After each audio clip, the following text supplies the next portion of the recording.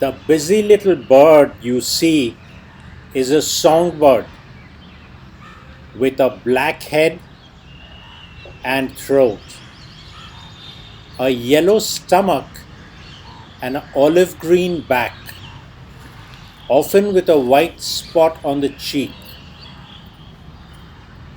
They are tiny birds and they eat insects and spiders in the summer. Also, grasshoppers. They feed their fledglings protein rich caterpillars.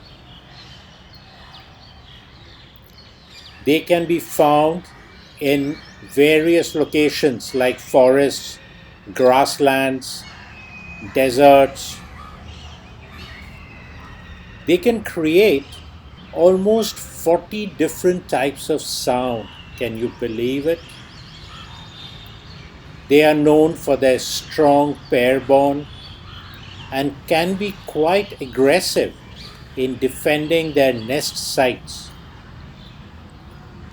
You could say they are adventurous feeders exploring new food sources.